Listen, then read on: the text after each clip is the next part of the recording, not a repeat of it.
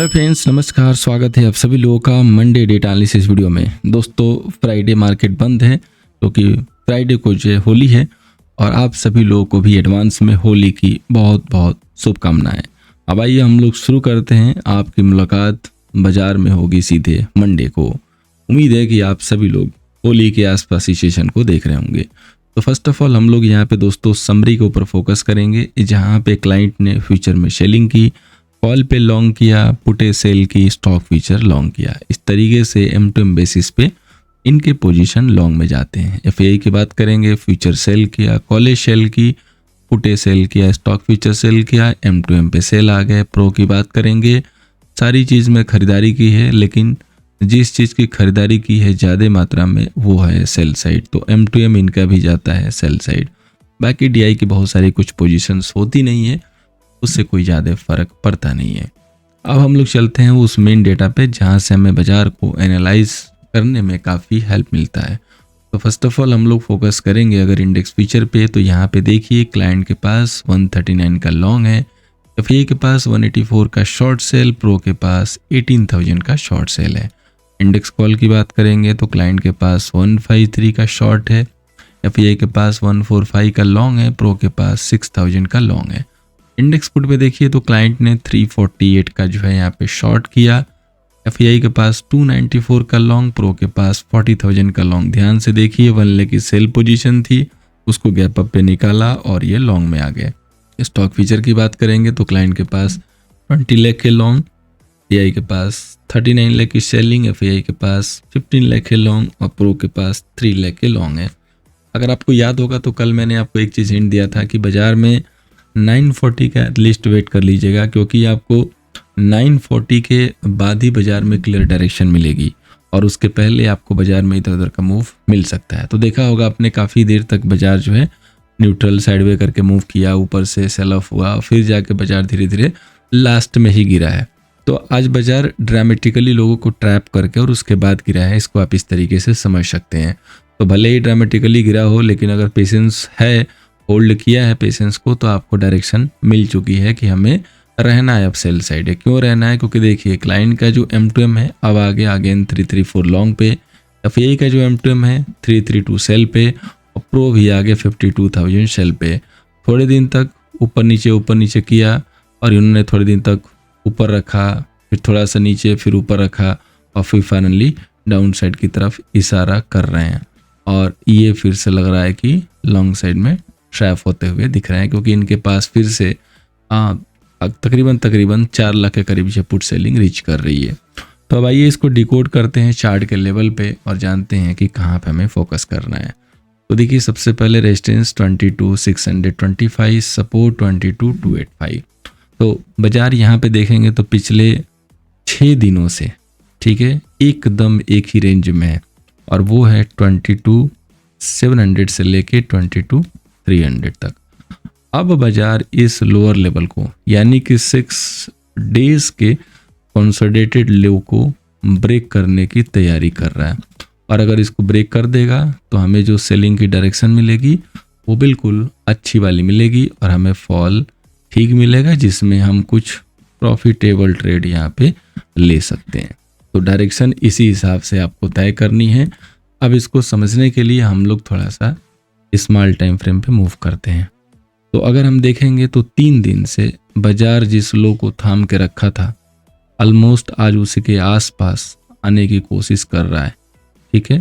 तो अगर बाजार उसके आसपास आता है तो हमें क्या करना है, हमें ध्यान देना है कि उसका लो जो लेवल है वो टूट रहा है कि नहीं टूट रहा है।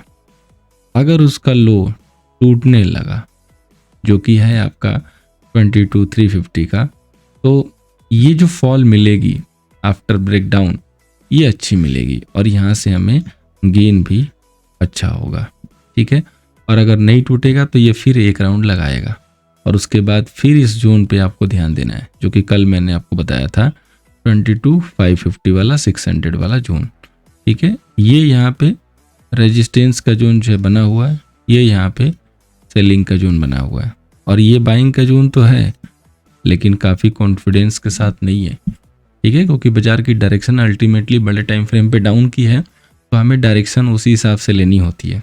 और 1 to 2 राउंड तो बाई ले भी सकते हैं, लेकिन तीसरे और चौथे राउंड में आपको होशियार रहना है, क्योंकि 1 2 एंड ये तीसरा है, ठीक है। तो थर्ड अटेम्प्ट में या तो फोर्थ अटेम्प्ट में ब्रेक करने की पॉसिबिलिटी हाई रहती है, ब्रेक डाउन की पॉसिबिलिटी हाई रहती है। यहाँ से ब्रेक करने के बाद सीधे आपको 22,000 के लेवल पे निफ्टी आता हुआ दिखाई दे सकता है। तो यहाँ पे आपको काफ़ी समझदारी के साथ काम करना है और कंफर्मेशन लेने के बाद ही एंट्री प्लान करनी है।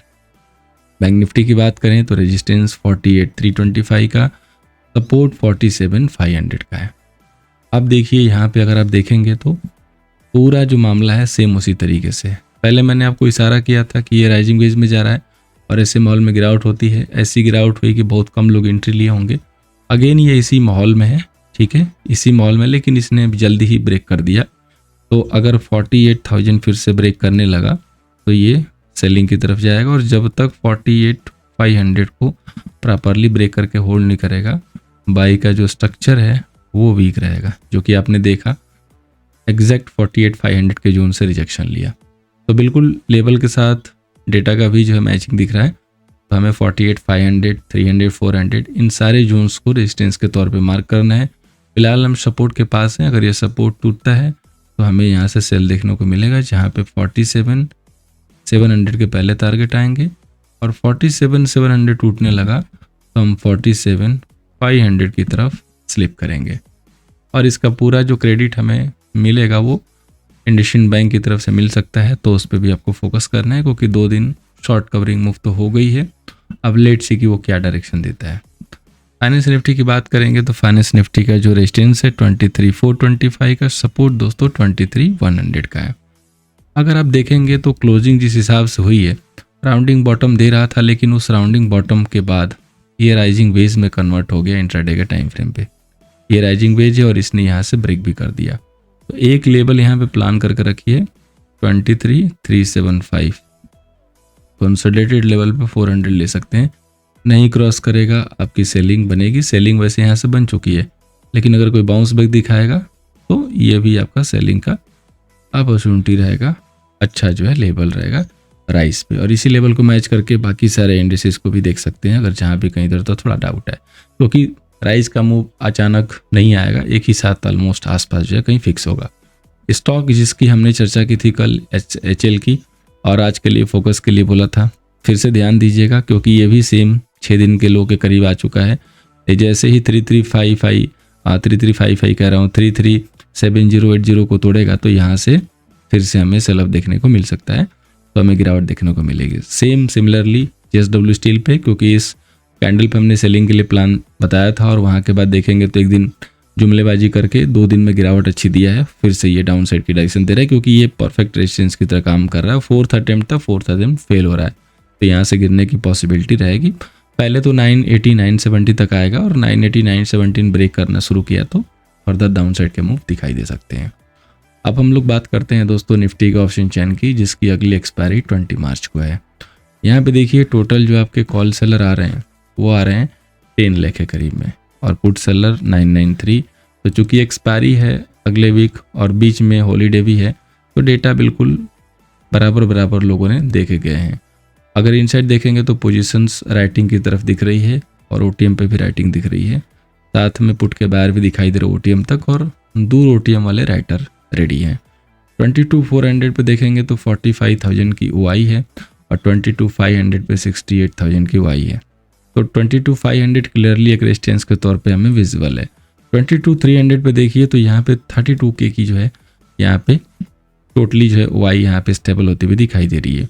तो यानी कि अगर 22,300 ब्रेक होने लगेगा, और ये जो सेलर है ना वो रिटेलर है, ठीक है, वो रिटेल पार्टी है, तो ये पक्का ये लोग तुरंत निकल जाएंगे। तो मेजर जो सपोर्ट है ना वो 22,000 पे है।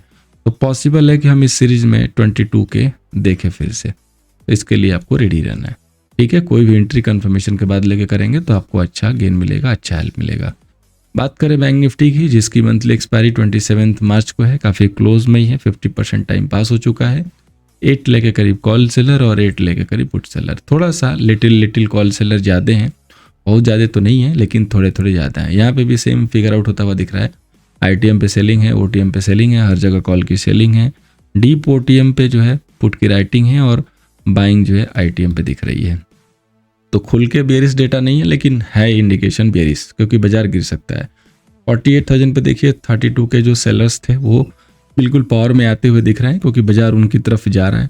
और यहाँ पे जो पुट राइटर हैं ये कहीं ना कहीं ट्रैप हो रहे हैं, क्योंकि 52 के सेल करके और बाजार इनके अगेंस्ट में जा रहा है। ठीक है, तो जैसे जैसे 48,000 ब्रेक होगा ये पुट राइटर फिर बायर में कन्वर्ट होंगे शॉर्ट कवरिंग करके, और फिर बाजार को और यहाँ से फ्यूल मिलेगा। तो 47,500 तक बाजार के जाने की कैपेबिलिटी रहेगी।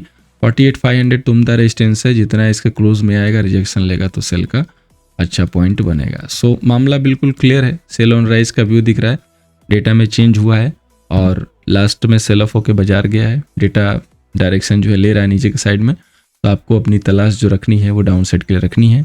उम्मीद करूंगा कि ये जो डेटा एनालिसिस है मंडे के सेशन में आपको हेल्प करेगी हमेशा की तरह।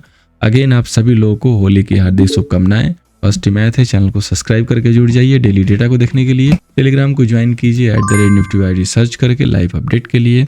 Thank you so much for watching दोस्तों, मिलते हैं नेक्स्ट सेशन में।